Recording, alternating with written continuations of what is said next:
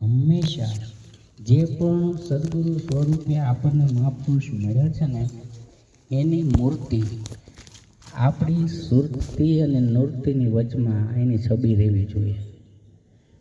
રાતે આપણે જ્યારે સૂઈ જઈએ ને, ત્યારે છેલ્લી છબી આપણા સદગુરુ મહારાજની આપણી આંખ સાથે આપણી આંખ બંધ થવી જોઈએ, અને પહેલી આંખ ખુલે ને ત્યારે એની છબી સાથે આપણી સવાર થવી જોઈએ. આવું જ્યારે થાય ને, ત્યારે આપણે સદગુરુથી નાતો બાંધ્યો છે એમ સમજવું. વણધરાએ આંબલો રોપ્યો એની, પાળ્યો તો ગઈ છે પાતાળે. આ આંબાને રોપવા માટે જમીન જોવે, કેરીની ગોટલી જોવે, પાણી સિંચવું પડે.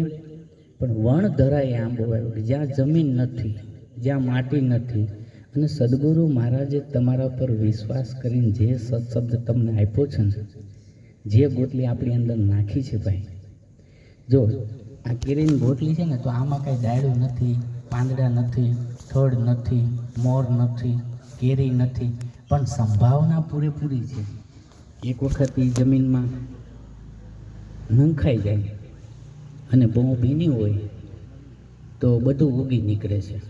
પણ હૃદયમાં ભીનાશ હોય, સદગુરુ પ્રત્યે આપણને પ્રેમ હોય, અને સદગુરુની હારે જ પ્રેમ ને પછી બાજુમાં બીજી વ્યક્તિ બેઠા હોય તો એમ નહીં, આખા બ્રહ્માંડની હારે આપણને જ્યારે પ્રેમ થાય, કુદરતી નહીં, આપણને આમ મારીએ ને તો આપણા અંતરમાં આમ થોડોક આપણને ત્રાસ થવો જોઈએ, કારણ માથામાં ન વાગી જાય, પગ તૂટી ન જાય. હળ કહેવાથી જો આગું થઈ જતું હોય તો હથિયાર ન ઉપાડે. એ માણસ હાલે ને તો જમીન ન દુખાવે. હે લાખા વાઢી ખમે માતા ધરણી, અરે ખુંદણ ખમે માતા ધરણી, અને વાઢી ખમે વનરાય, વચન ક વચન મારા સંત ખમે, અને નીર તો શાયરમાં સમાય. ગુરુગમ વાત આપણે હૃદયમાં એ ગોટલીને વાવી દીધી છે. પછી એમાં ધીમે ધીમે કોટો કાઢે, 2 પાન 5 પાન રોપડો થાય, પછી થોડોક મોટો થાય, મોર આવે, કેરી આવે, અને અસંખ્ય એક કેરીમાંથી લાટ બધી કેરીઓ આવવા માંડે. પણ જો પછી એમાં કાંટા નીકળે, ઝાકરાં ઝાડું નીકળે, તો આપણે આંબો વાવ્યો હોય તો આંબો જ નીકળવો જોઈએ. એમ સદગુરુ આપણા હૃદયમાં રાખ્યા પછી પહેલો સાબિતી તો આપણી વાણીથી થાય કે તમે શું બોલો છો, કેવું બોલો છો. કોઈને વાઢી નાખો, ટોટલી આ જે વાત કરું છું ને, એ હું તમને કોઈને શીખવાડવા સમજાવવા નહીં, પણ હું મને મારા મન હારે સત્સંગ કરીને કહું છું કે જો આપણે સદગુરુની વાત લાવ્યા હોય ને, તો ડાયાભાઈ આવી રીતે ડાયું થવું જોઈએ કે જગત આપણને આપણી કહેવાની રીતથી ખબર પડવી જોઈએ કે પહેલાં જે બોલતો હતો ને, મન ફાવે એવું, હવે આ નથી બોલતો, હવે આના બોલવામાં ફરક પડી ગયો છે. આપણા બોલવામાં ફરક પડવો જોઈએ. એ પહેલી આપણી નિશાની છે કે આપણે માથે વજન છે. પછી તમે પગ ભરો, જે પણ કામ કરો, ગમે કરો, જો આમાં કુદરતે ક્યાંય આડી વાડ નથી રાખી. જે કામ કરવું હોય ને એ હોહરવું, આપણે જેમ આડબીડ હાલી જવું એમ તોય હાલી જવાય એવું છે. પણ સજા ભોગવવાની તૈયારી રાખી અને પગ ઉપાડો ને ત્યારે એટલું નક્કી રાખવું કે સદગુરુ ભલે એના ગામ બેઠા છે, પણ ભીતરનો ગુરુ તો તમે અંદર નક્કી શું કરો ને એ એને ખબર છે. એટલે આપણે એનાથી સહેજે આઘા પાછા નથી. એક રાજાએ પ્રશ્ન કર્યો હતો એ કે ભગવાન ક્યાં છે અને શું કરે છે ને કેવી રીતે રહે છે. જય ગુરુ મહારાજ.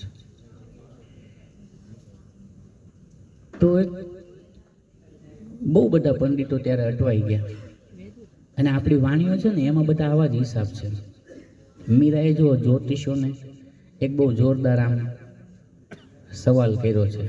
એ આપણે બધું કુંડળી કાઢીને કહી દે ને આમ છે ને તેમ છે ને તમારી આ રેખા છે ને પેલી રેખા છે, પણ આપણે જોઈએ છીએ કે જેના હાથ નથી ને, જીવન તો એનું છે, એને ક્યાં રેખા છે. પછી લેખવાણી સાંભળીએ છીએ, એ સાહેલી મારી ભાગ્ય રે મળ્યો અમને, સાધુ પુરુષનો સંગ.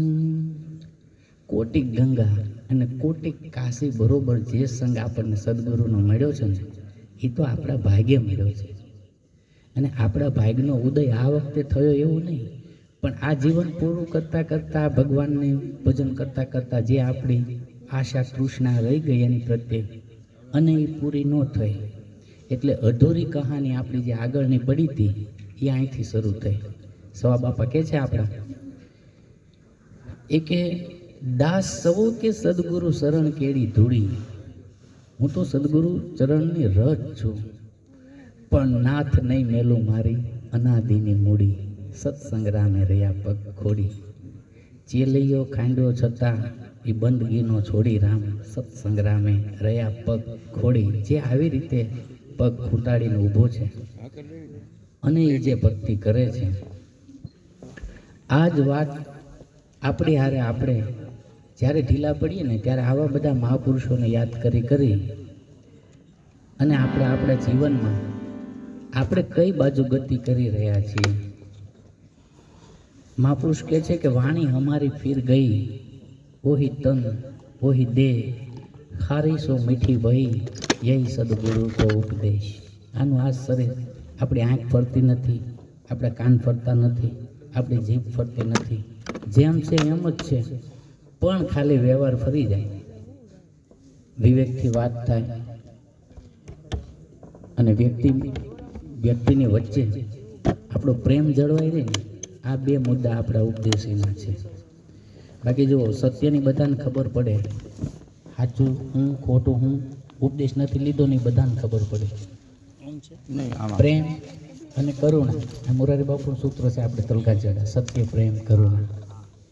પણ જો વિવેક ન હોય તો એ ત્રણેય અધૂરા.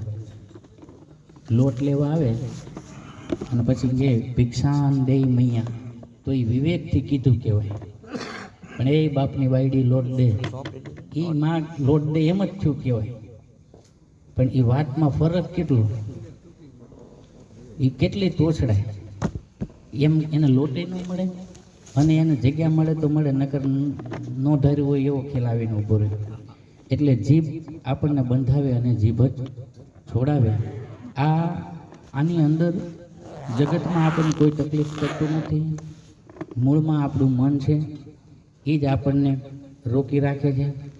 નવી નવી ગૂંચો, નવી નવી આંટીઓ અને નવી નવી ભ્રમણાઓ ક્ષણે ક્ષણે પલે પલે પેંતરા કરે છે. શું કામ કરે છે? કે આ વાત સામાન્ય માણસના ગજાની તો નથી જ, પણ આની કિંમત આપણે જે ચૂકવી છે, જ્યારે આપણે નાના હતા, જ્યારે આપણે આત્મજ્ઞાનને સમજવું હતું, પરમાત્મા શું એ હિસાબ જોવો હતો, ત્યારે આપણે ગુરુ મહારાજના ચરણે જેમ નાનો છોકરો મામા કાકા દાદા બાપા બોલે એમ આપણે ગુરુ બોલાવીને એમ બોલતા હતા, બોલ આમાં શું દેખાય, આમાં રૂપ છે. નક્કી તો એને જ કરેલું ને. જો આપણે પપ્પા નથી જોયા કોઈએ, પણ માં છે ને એ નક્કી કરાવે કે આ તાર બાપા. પછી એમાં આપણે શંકા ડાઉટ કરવાની ક્યાં આવે? માએ કીધું માની લેવાનું, ઓન ધ સ્પોટ એ જ આપણા બાપા. ઘણી વખત માણસો એવું કે ભાઈ આપણે છે ને એવું માનીએ નહીં, આ લોકો કે એમ થોડું માની લેવાનું. પણ આપણે તો ખુલાસા કરીને જોઈ લીધું ને ગુરુ મહારાજે જે દેખાડ્યું. એટલે કે છે કે હવે તો તને થોડુંક જ્ઞાન થઈ ગયું, તને ત્રિકુટીનું ભાન થઈ ગયું, તને થોડોક બ્રહ્માંડનો હિસાબ જડી ગયો, થોડોક પિંડનો હિસાબ જડી ગયો, એટલે હવે તું જે બોલે છે ને ભાઈ એમાં તો બહુ ફેર છે. પણ આ જ્ઞાન સમજવા જ્યારે તું ગયો તો અને તને એમ કીધું હતું કે ભાઈ તું શું આપીશ આના માટે, કે તન મન ધન આવું બોલતો તો પોપટ જેમ, પણ તું ઓળખતો તો એમ કે છે તન કોને કહેવાય, મન કોને કહેવાય, ધન કોને કહેવાય. આપણે તો આમ માનીએ છીએ કે પૈસા ને રૂપિયાની ધન છે અને આ બાયું છોકરાની એ માયા છે.